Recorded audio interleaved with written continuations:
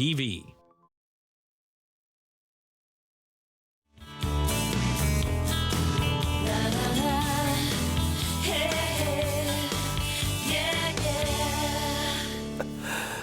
Welcome to Daytime Ottawa here on Rogers TV, a jam-packed show for you, and starting today's show with an absolute legend. He is an incredible actor, he's a playwright, he's a performer, he's done so many incredible solo shows that he's toured across the country and elsewhere, and he's a stand-up comedian, he's a teacher. Pierre Bro is his name. He joins me in studio today. How are you? I'm terrific, Derek. Thanks for having me here. You know, the first thing I said to you was, you know, and you said you're probably more amazed than me, but just the fact that you've been able to have this amazing career and remain here in Ottawa. We see so much of our talent that feels that perhaps they have to leave town, and perhaps for good reason, but you've remained in Ottawa. Tell me about this journey so far and how you've remained here. Well, you know, I did study professional theater when I was young, way younger, and I followed the herd to Toronto like everyone else after theater school.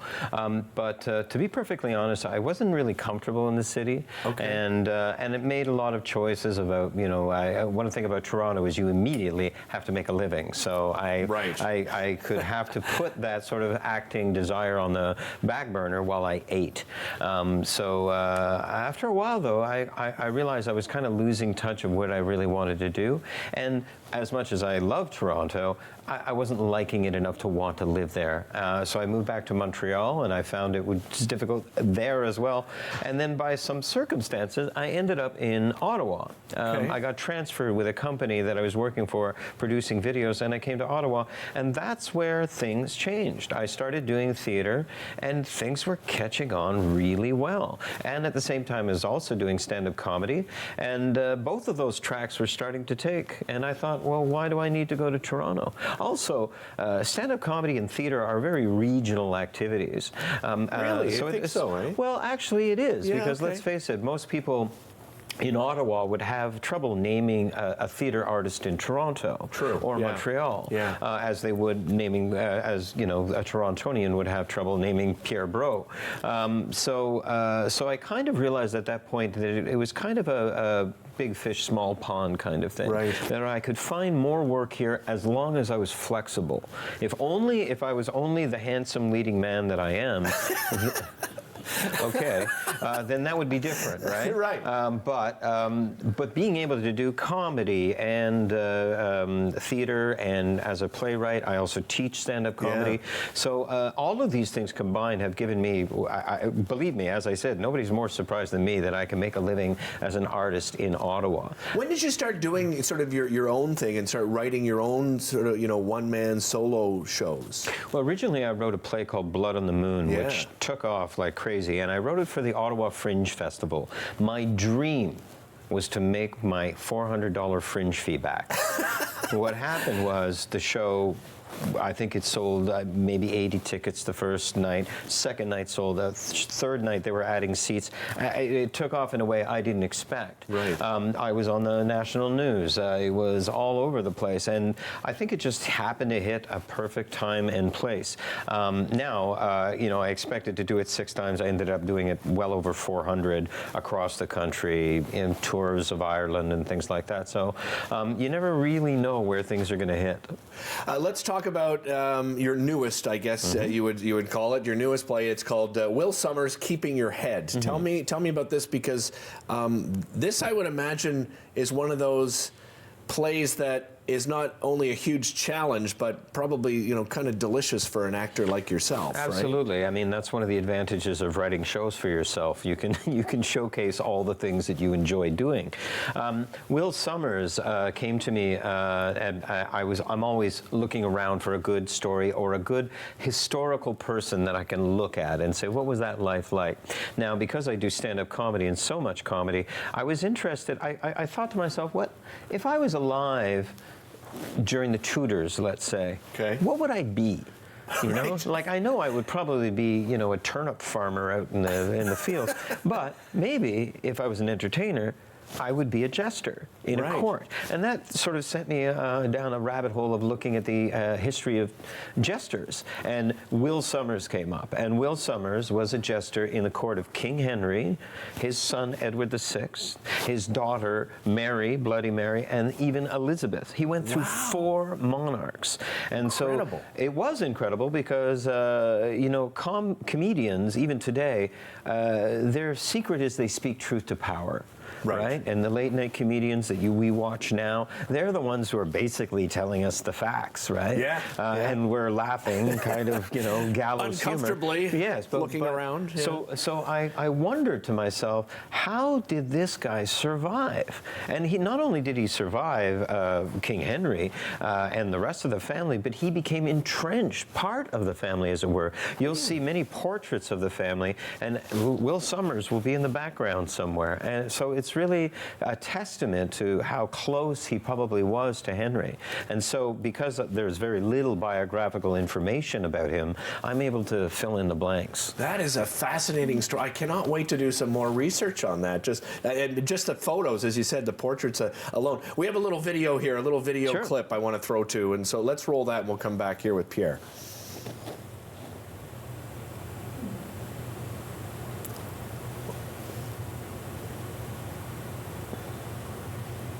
Do so now. Now, sir? Yes, imbecile, as directed. Do so now.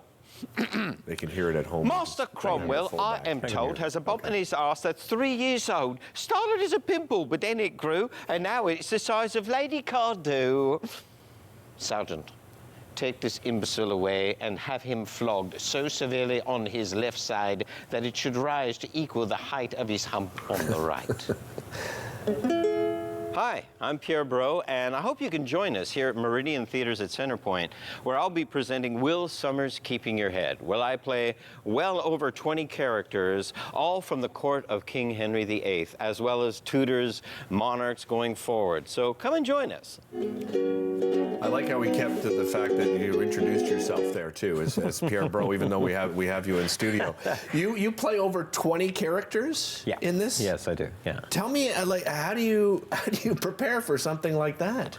Well, the secret is, for me anyway, is to write the play first. Don't think about how many characters I'm doing or if I'm doing it. I mean, of course I'm doing it, but I just write the play.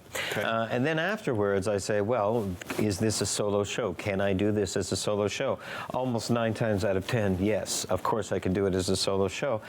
It is challenging, but if you understand the characters, and I mean understand them, not just draw them two-dimensionally, but know their motivations and things like that, then it is really quite fun to be able to bounce from one character to the next, which I often do, as you saw in the clip, even more so with some other scenes where I'm literally just talking, 4 characters are talking at once. But the key is to make each character so distinct that when you see it, you know who that is. I cannot wait to see this. My daughter and I are coming opening night, and we're incredibly excited to see it, Pierre. Bring 300 of your friends. 300 friends coming. You got it. Coming up. Pierre Bro, ladies and gentlemen. Pierre, thanks so much. Really appreciate it. Thank you. Again, Will Somers, Keeping Your Head, Meridian Theaters at Centerpoint. It's running March 19th to the 23rd, so not a lot of time.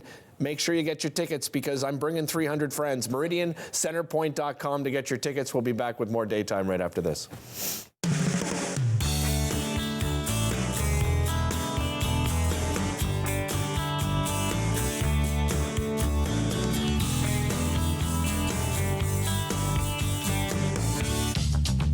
This program is brought to you by Ignite TV. Now you're in command. Visit Rogers.com for more details.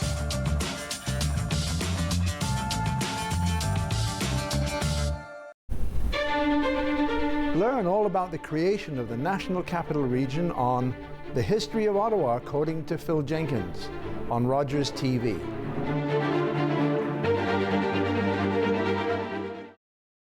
Like most of Canada's film and media industries, Todd Studio is mostly straight and white. But by pledging to check their privilege, Todd Studio can now help fund programs to finally create a more diverse talent pool. And Todd, you can stop hiding behind this plan. What? Actually, I'm in the vents. Stop hiding from our industry's lack of diversity and pledge to help POV fix it. Go to checkyourprivilege.ca. Some of Canada's most interesting and accomplished people share their lives, careers, insights, and stories each week on Canada Files. I'm Valerie Pringle, and I'll be speaking with economist Mark Carney, actor Eugene Levy, author Louise Penny, and architect Moshe Safdie, among others. I hope you can join us.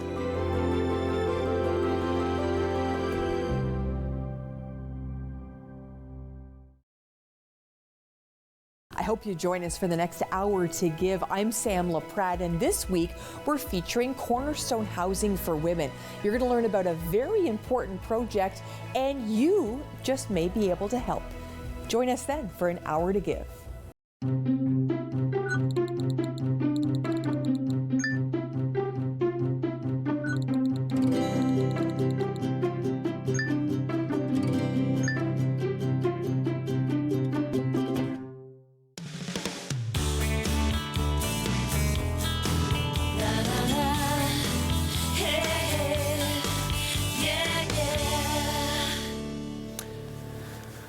Welcome back to the show. Back to share a story of incredible resilience and amazing creativity. I am joined by Travis Iverson. He's the owner and CEO of Ivor Fashion. Welcome, Travis. Great to have you here. Thank you, Darren. Thanks for having us. My pleasure. And Jay Watts, who's in charge of marketing and product development at Ivor Fashion. Welcome. Great to have you. And thanks for reaching out, guys, because as I said, this is an amazing story. Travis, take our viewers back to this moment that changed your life. Yeah, so I had two options. One was to go to the cottage and hang out with the guys, and the other was to be at the whole volleyball, to play volleyball tournament. And the weather was just not volleyball weather. It was calling for rain all weekend. And so as a nature lover, naturally I chose the cottage. And I was an athlete before my injury, and so there was a $5 bet on the table, and it was to dive off the dock and to make it to the deep end. And it goes a shallow bar for quite some time and then dips off like 40 feet. Okay. So I took the challenge on, and only to have missed the dive by a half a meter and lying there, Derek face down and not able to move. Telling my friend who was close by, luckily enough he was close by, to turn me over, or else I would have drowned, Yeah. Thankfully he was there to turn me over, and then they called 911, and the ambulance shipped me off with the Maniwaki bumpy roads, which, with a broken neck, severely paralyzed at the C4, C5, C6 level. Right. Yeah. And that changed your life forever. Yeah, and that was 20 years ago.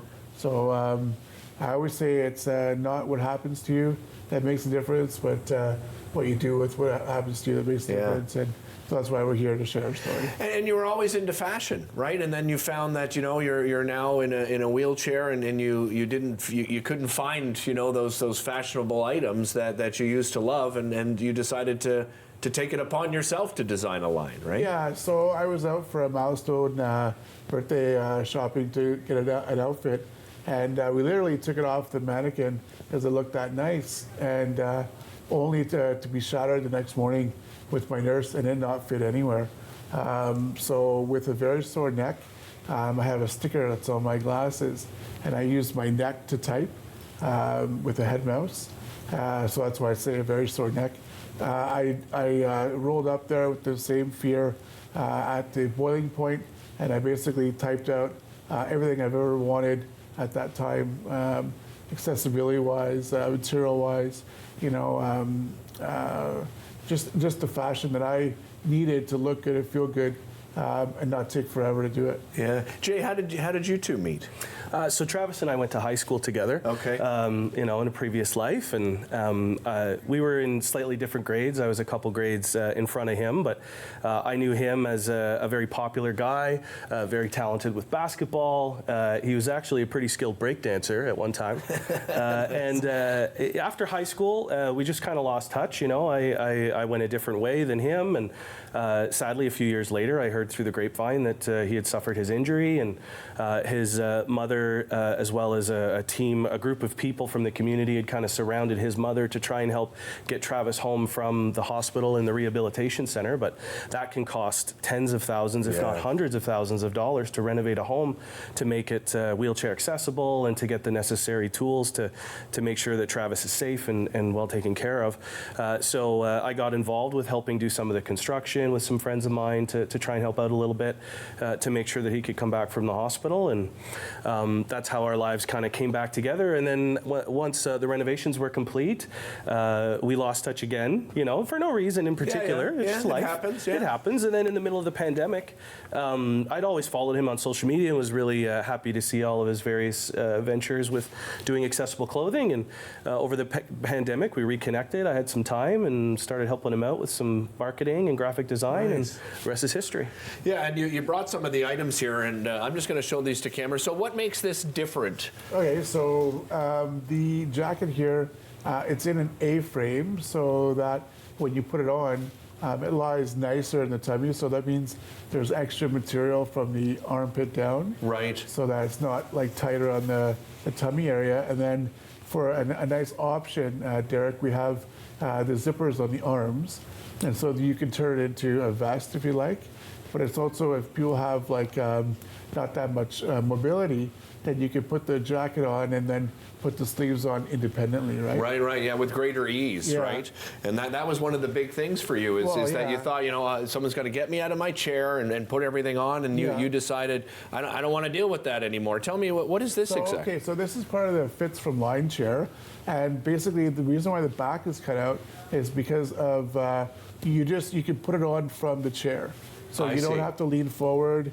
So you wear like a soft shell behind it. There's also an option where you can have the material zipped on, so you can have it if it's a little colder that day. But I mean, so it fits from chair, and it's basically a line that you can put on from the wheelchair. What a great idea. Yeah, tell me about the significance of the cardinal.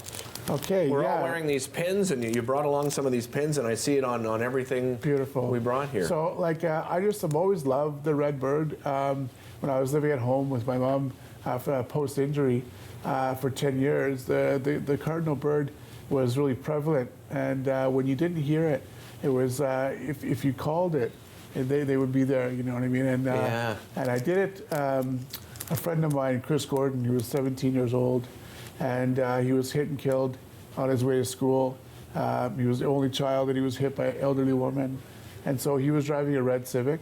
And so that's, with those two combinations, I chose the red bird. And then again, with a very sore neck, Derek, I was able to come out with that's amazing. Amazing. And of course, that everybody's wearing. And I'm so happy that there's so many people supporting, even Wild Bird Unlimited. Nice. They just bought. Well, and the message too, right? Never give up, and that says it all, gentlemen. I wish I had more time, but thank you so much for joining me. Really appreciate it. Ivorfashion.com to find out more information. You can follow them on social media as well. We'll be back right after this.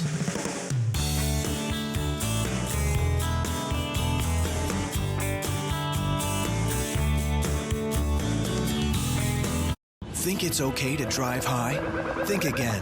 Drug-impaired driving is as illegal as drunk driving, and in Ontario, the penalties are the same. If police suspect you're driving under the influence of drugs of any kind, or a combination of drugs and alcohol, and you fail a roadside test, your license will be suspended immediately for up to 30 days. You'll pay a penalty of $198. And you can be charged with a criminal offense of impaired driving, the same as alcohol. Driving high is never okay.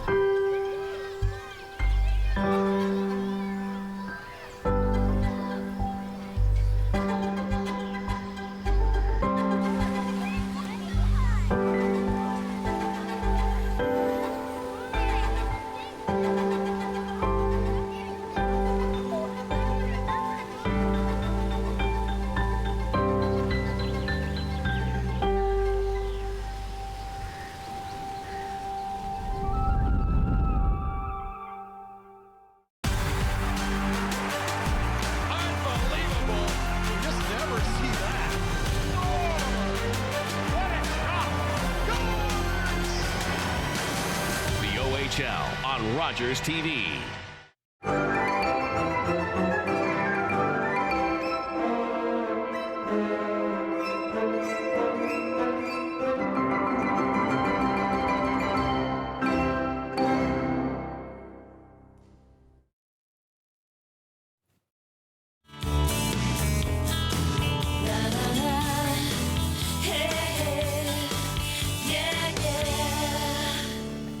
Welcome back to the show. We are back with the Mary's Must Read Book Club. She comes on each and every month and tells us what book she has chosen.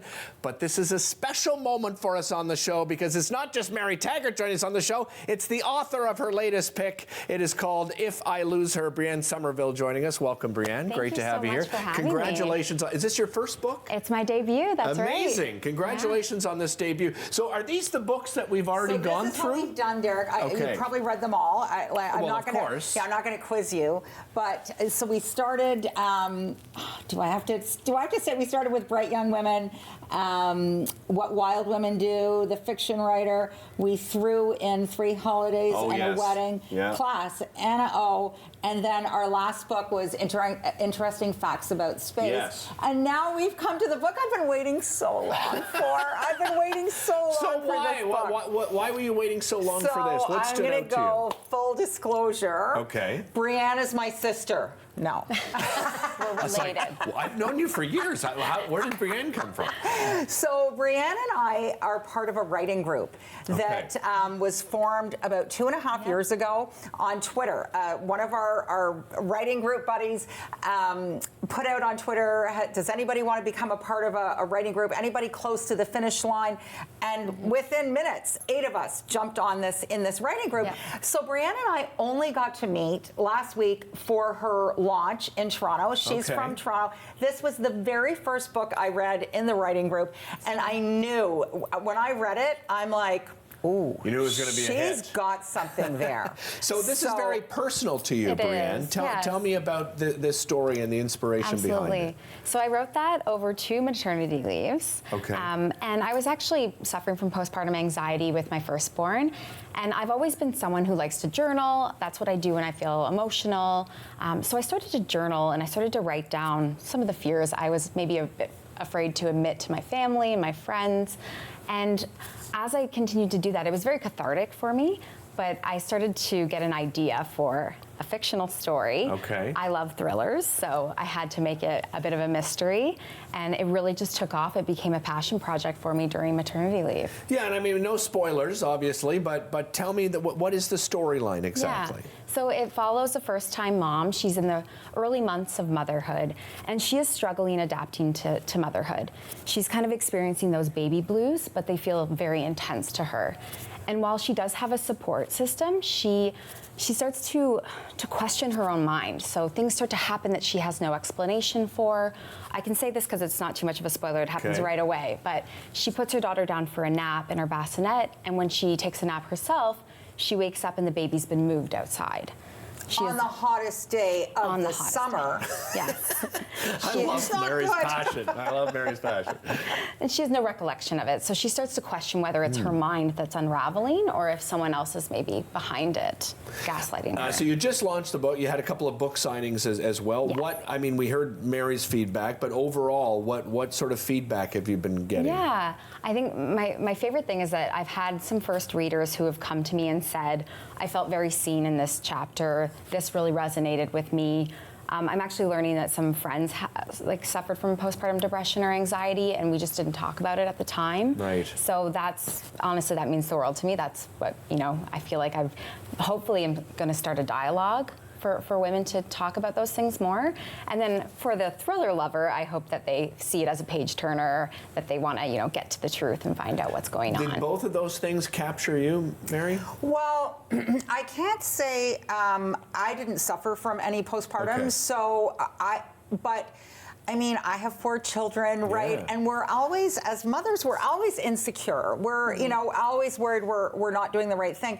And I think one of the misconceptions about postpartum depression is that you you don't like the baby or you don't like motherhood. Right. And, you know, it comes shining through in this novel how, you know, the mother cared so much, and thus the title, right? Yeah. If I lose her, you know, there's nothing worse to a mother, a parent, you know, if I lose her. And this woman is really struggling to fight to keep her daughter because protective services have been called. Right. But she's struggling to keep her mind, you know, which are, you know, two battles that any of us face as a parent. We just want to keep our children safe, and we want to keep ourselves safe.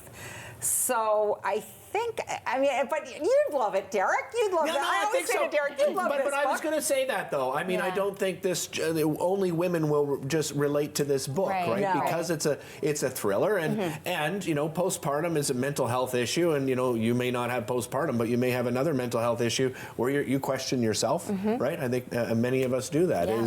Would you agree with that? Absolutely. My husband read it in 24 hours, and now I know Wow. he has to tell me he likes it, but I do think like mystery lovers, thriller lovers will want to find out. Like, Yeah. It does, you know, pick up, and you want to get to the truth. So I do think that it will appeal. But you're right. It's a very sensitive topic. It's very personal to people. I don't believe I could have wrote it if I hadn't experienced that myself. And I hope that readers who have gone through similar things will find that it's authentic and that it is true. Any plans to continue down this road of writing? Yes, I've actually written a first draft of my second novel. Not related, it's not a sequel or Okay, anything. okay. It's still a thriller. And so I'm going to start working on edits. The grueling editing I've read process. some of it. Have you? Yes. And?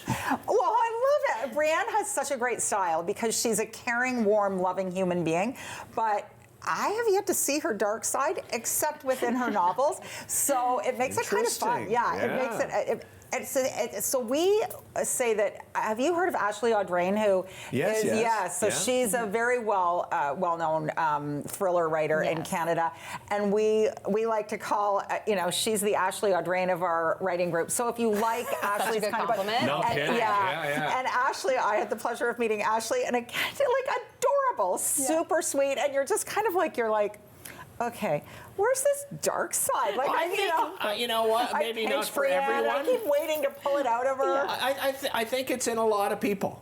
The right? dark side? Yeah. I mean, we don't talk about, just as you said, people didn't talk Yeah. about postpartum. People don't talk Yeah. about the little The dark side? things that come, into their Yeah. mind. Not that I do. Okay. Hey, quickly, where can people pick up a copy? Yeah, so it's available nationwide at Indigo. Amazon is one too. Signed copies Signed copies at at the Spaniel's Tail while they last. At the Spaniel's Tail. There In you have it. Hindenburg. We'll be back with more right after this.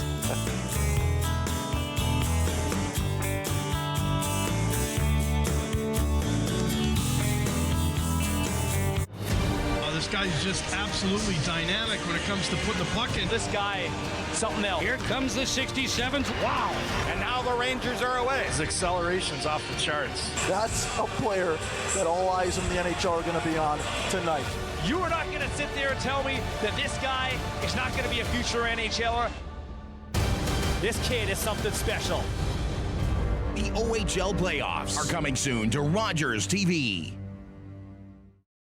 With Rogers TV, you can cheer on the home team from the comfort of your living room.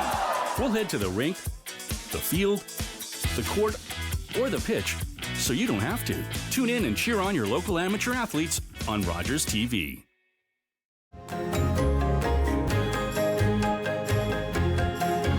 Join us for the new season of Ottawa Storytellers, right here on Rogers TV.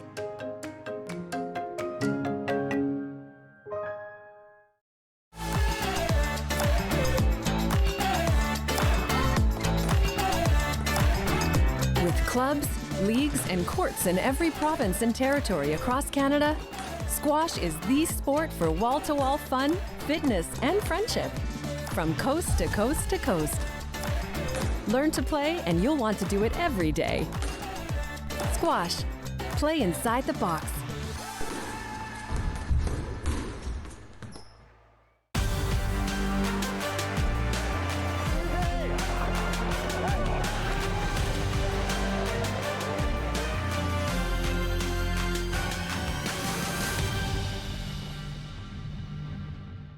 Public transit, garbage pickup, parks and recreation programs, snow removal on your street. How can you stay informed about these and other important local services? Tune to City Council coverage on Rogers TV. See your community leaders at work on Rogers TV City Council coverage.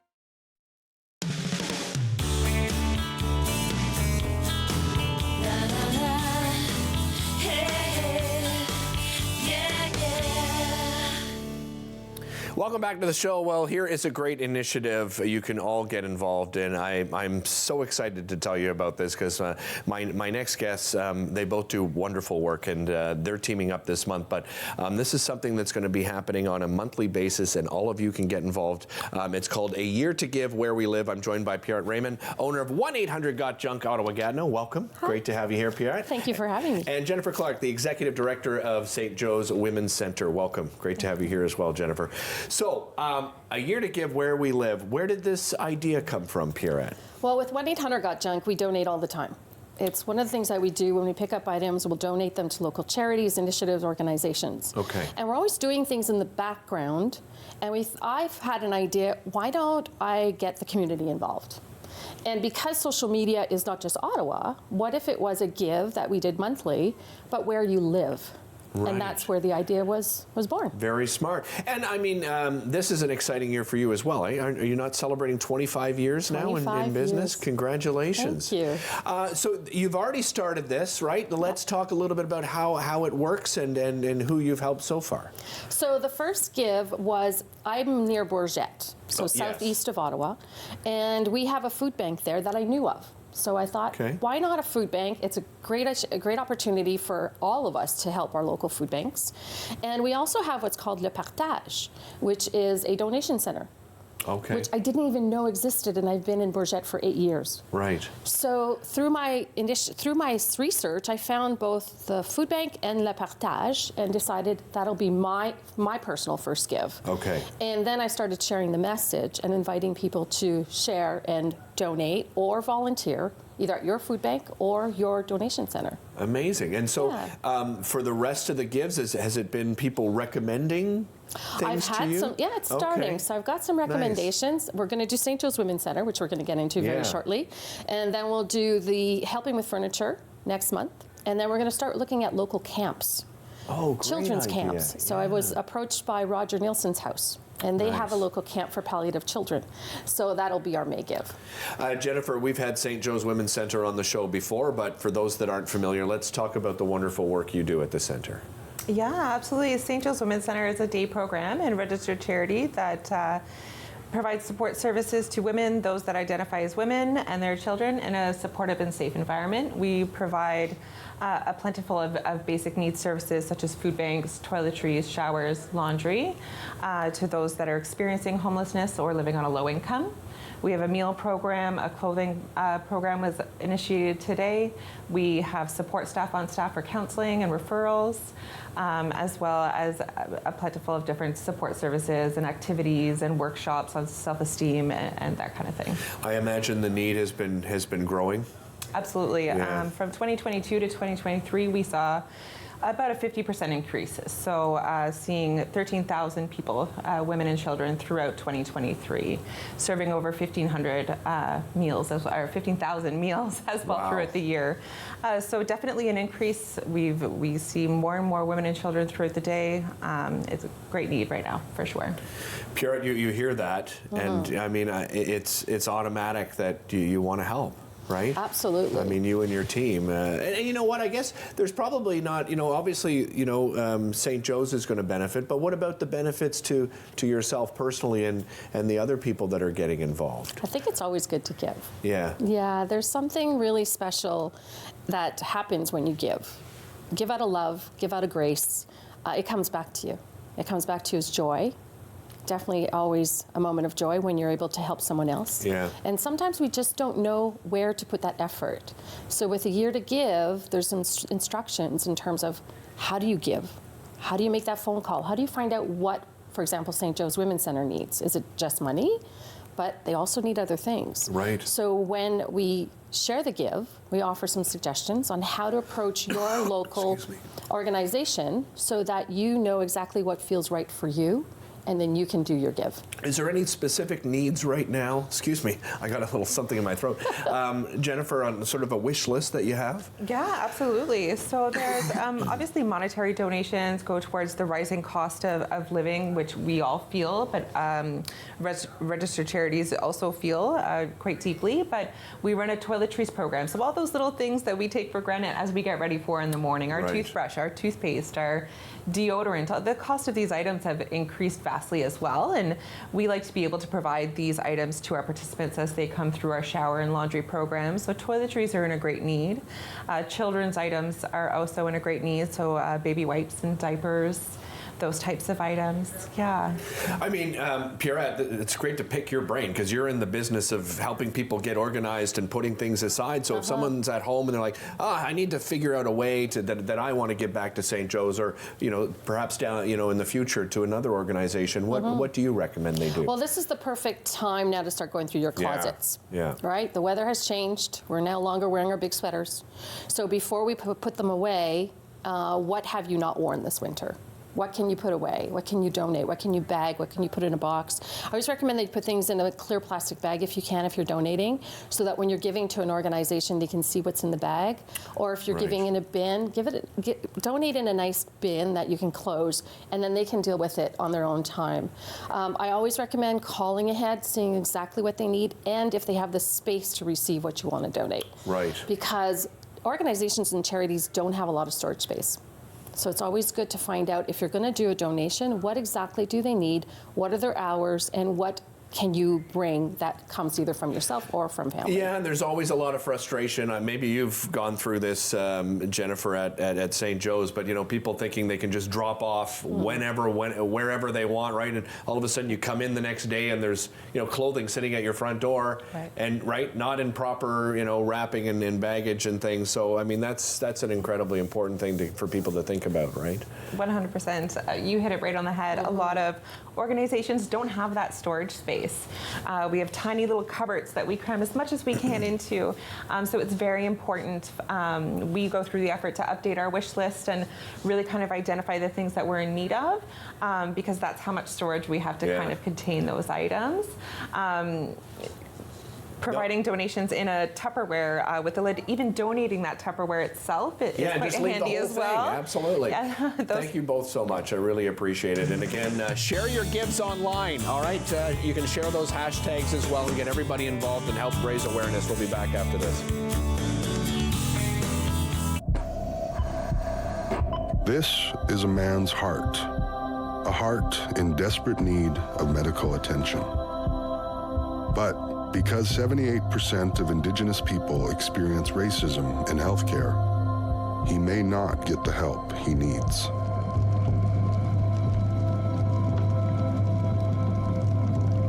Become an ally.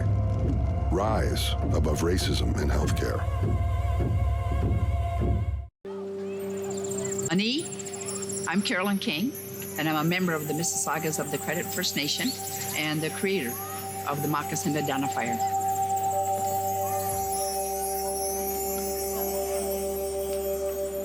Philip Cote, an artist in Toronto here, took and redrew real moccasins. We're starting over with the children. The idea is that they would research whose land their school is built on, near, or what treaty area they're in. And the educational kit that we have has all that information in there. And the children just, love it. My dream is that this province will be covered with moccasin identifiers within the next decade, and they will forever know whose land they're on.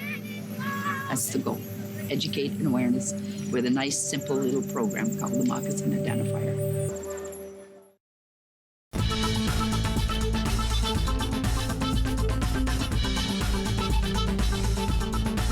Watch Podium exclusively on Rogers TV. You're watching an interesting local show on Rogers TV and you want to know more. That's when you head to RogersTV.com. Our website provides more information about our programs, our hosts, our schedule, and about how you too can get involved with Rogers TV. Visit us online at RogersTV.com.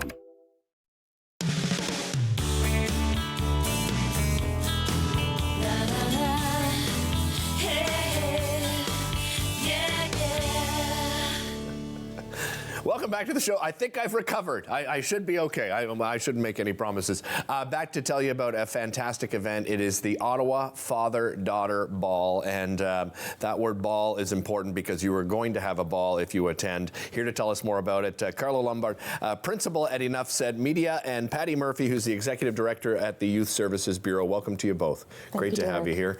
Carlo, I know you were excited. You reached out to me and you said, we've got to talk about this on the show because it really is a unique event. Tell us a little bit about this event and why you wanted to get involved.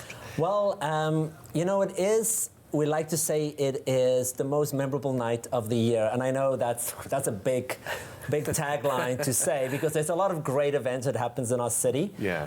But I really believe that this really is one of the most memorable nights because it's this evening that you get to experience these amazing emotions and memories being made between fathers and their daughters.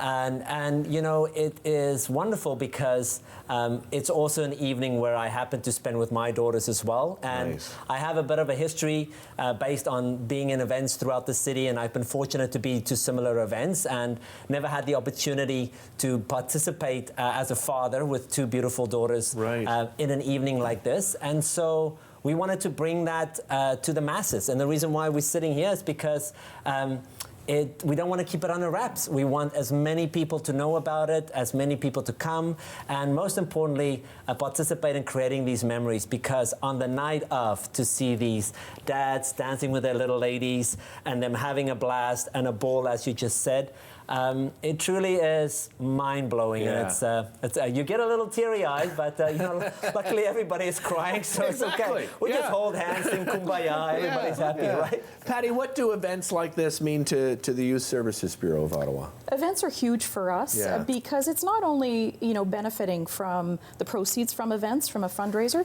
it's also getting the word out about our work because we support young people 12 and older in the areas of mental health, shelters and housing, justice and employment. And so we want parents to be armed with that information. If it's not for their young daughters, through this event, it's older siblings of those young girls. Just knowing that parents also have resources and can reach out to us, it's that visibility that's just so important. Let's expand on some of those services just a little bit. You mentioned mental health. What do you offer to youth in the community as far as mental health services? So we've got quite a range under the umbrella of mental health. We have walk-in clinics that are also virtual. So some of what we learned through the pandemic we're keeping. For a young person who might feel that there's a barrier to walk into a walk-in clinic and maybe see someone they know, that might prevent them from going and accessing help. Yeah, so smart. those walk-in clinics or virtual clinics, we have a 24/7 crisis phone line, often used by parents, educators, aunties and uncles, grandparents, also available for youth, but also we have a crisis chat option. So for young people that are comfortable on their phones, it's anonymous and they get that support of a counselor at the other end. Yeah, and unfortunately, many youth that are struggling in various ways don't have a good home life.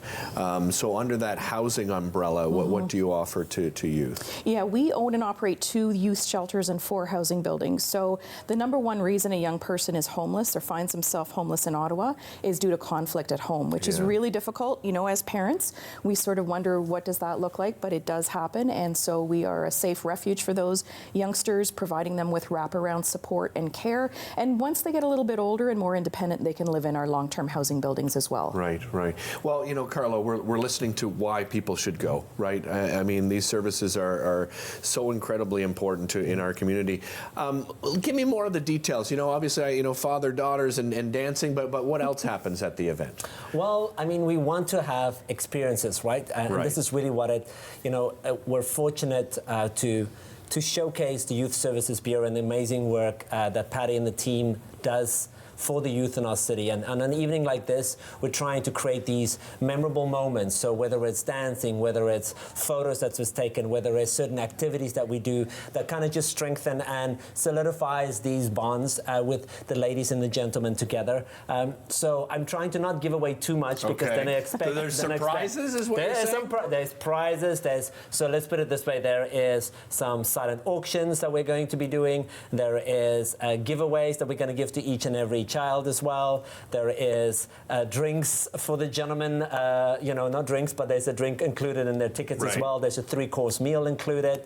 There's entertainment. We have some spectacular entertainment happening as well, so that the young ladies are enthused and entertained throughout the evening, because we all know that attention span varies throughout the evening based on the amount of sugar.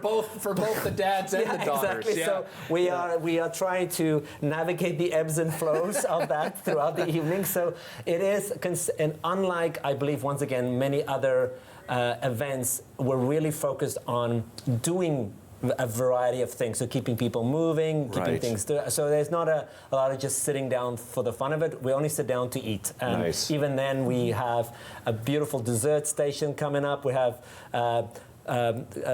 specific cocktails for the young ladies as well on the evening of, like obviously mocktails.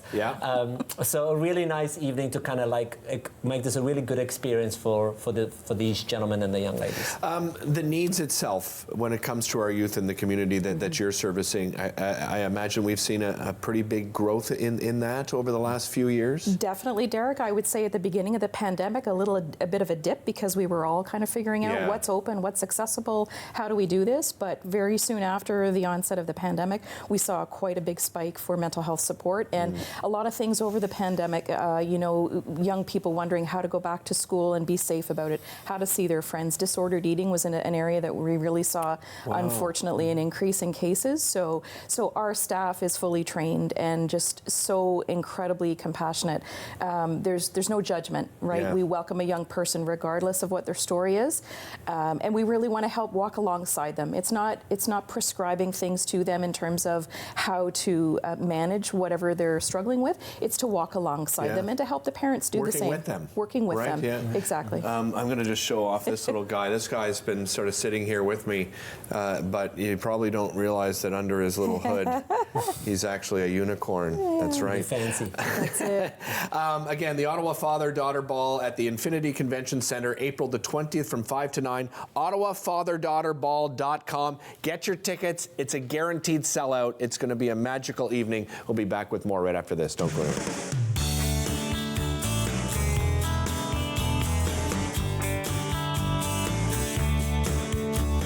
Like most of Canada's film and media industries, Todd Studio is mostly straight and white. But by pledging to check their privilege, Todd Studio can now help fund programs to finally create a more diverse talent pool. And Todd, you can stop hiding behind this plan. What? Actually, I'm in the vents. Stop hiding from our industry's lack of diversity and pledge to help POV fix it. Go to checkyourprivilege.ca.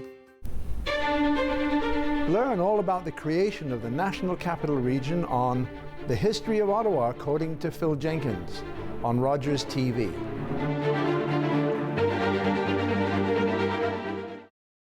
I hope you join us for the next hour to give. I'm Sam LaPratt, and this week we're featuring Cornerstone Housing for Women.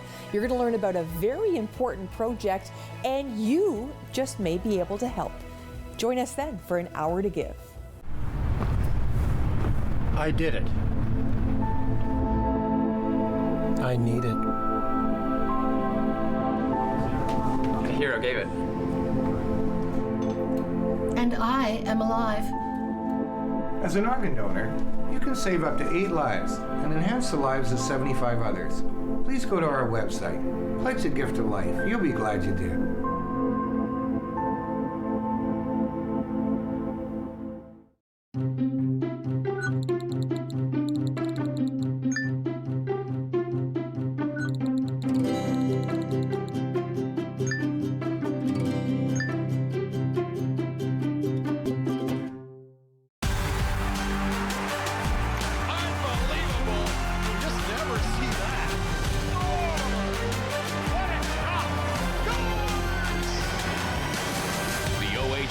On Rogers TV.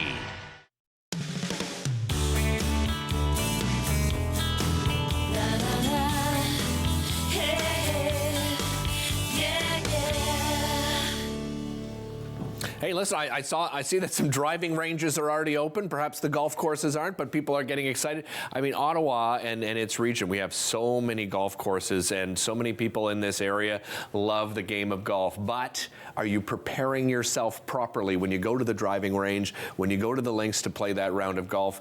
Probably not, just like me. My next guest has some great advice for us. Victoria Elliott is the owner of Strong House Coaching. Welcome. Great to have you here. And I guess there's some truth to that. You probably see this in your experience that people go to even the driving range, you were telling me, nobody warms up, right? Nope. That's, every time I go to the range, anytime I go to the golf course, I think at best I might see people doing, something like this, or maybe just a little bit of a quad stretch and, maybe some twists with their clubs, and that's generally about it. And I'll admit I'm guilty of that sometimes too, but the way I see it, if you have 5 hours to spend at the golf course, you have 10 minutes to spend warming up, and it can do you a world of good, not just with your golf game, but after the golf game and in your day-to-day activities. And Victoria, what's interesting to me is that for the game of golf, it's a really different movement than anything else you're going to be doing sort of on a daily basis. So you may think, that you're doing some proper exercises and stretching,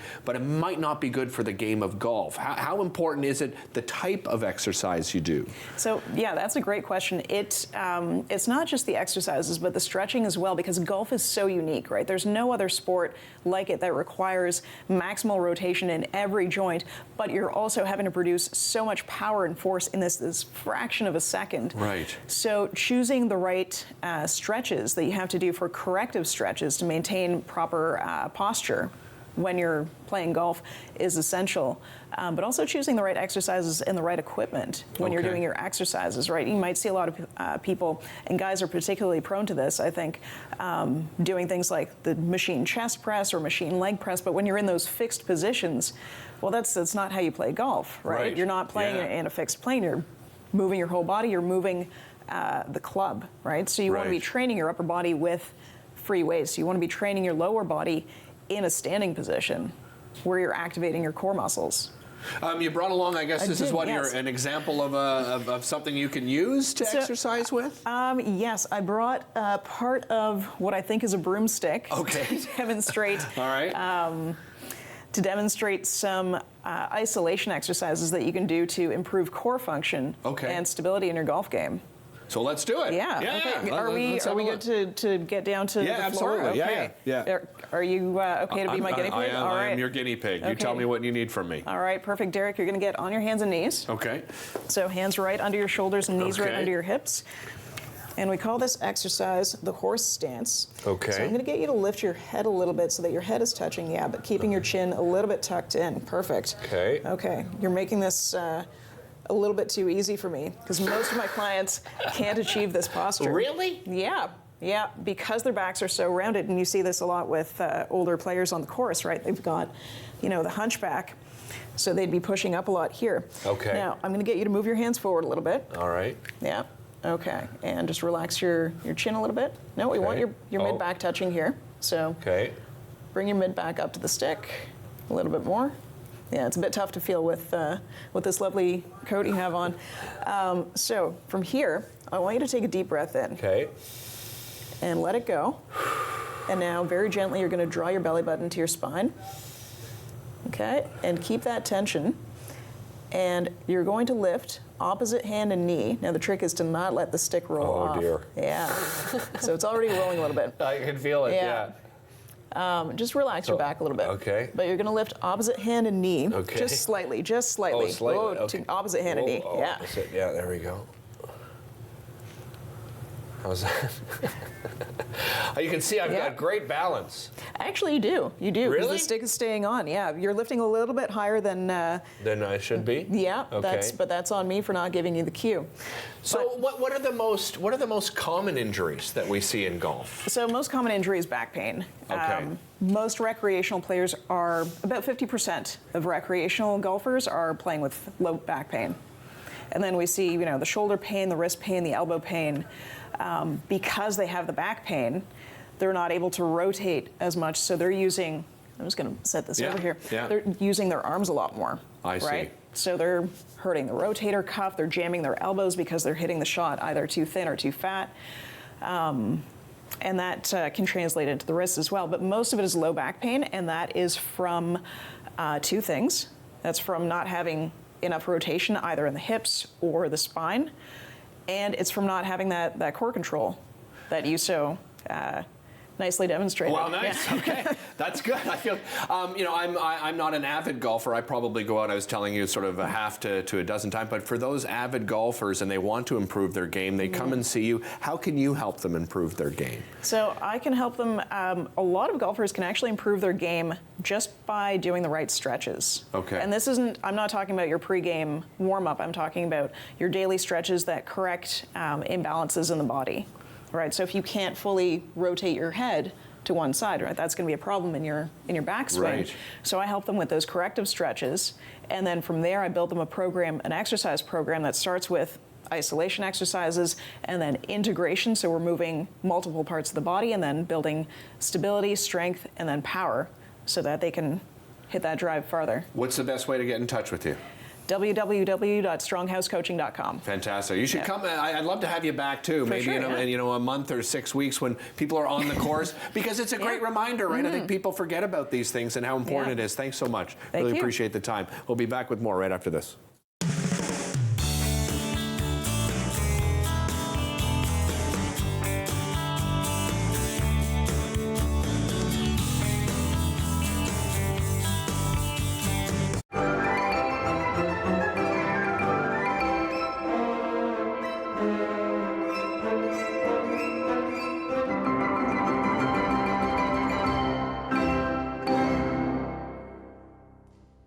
With Rogers TV, you can cheer on the home team from the comfort of your living room.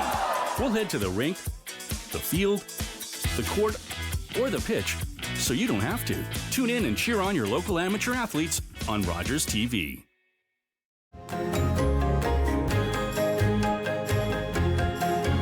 Join us for the new season of Ottawa Storytellers, right here on Rogers TV.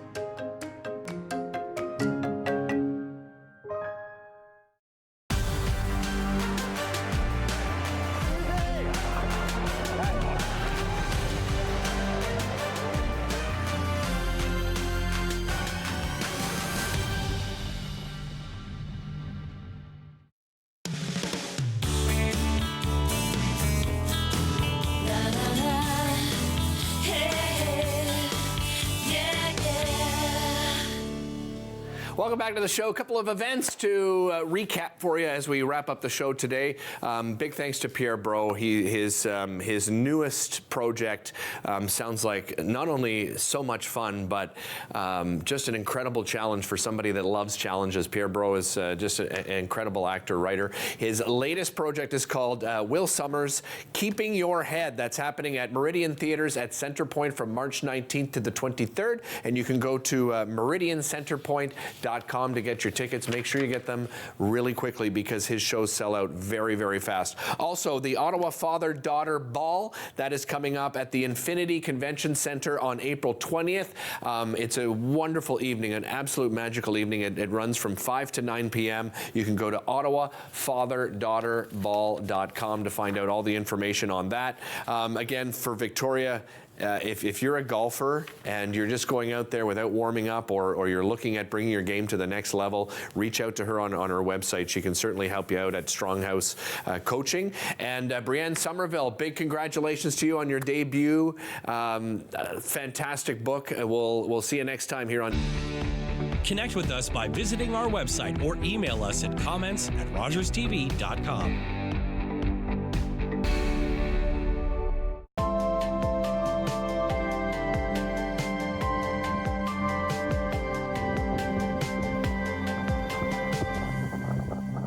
Hey everybody, my name is Karen. I'm here with my best friends Shane and Monique.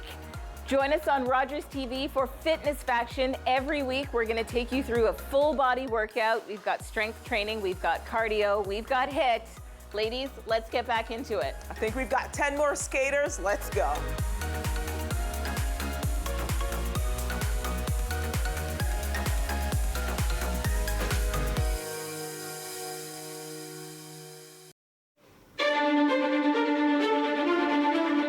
Ottawa, it's the national capital of Canada. But how much do you know about the city's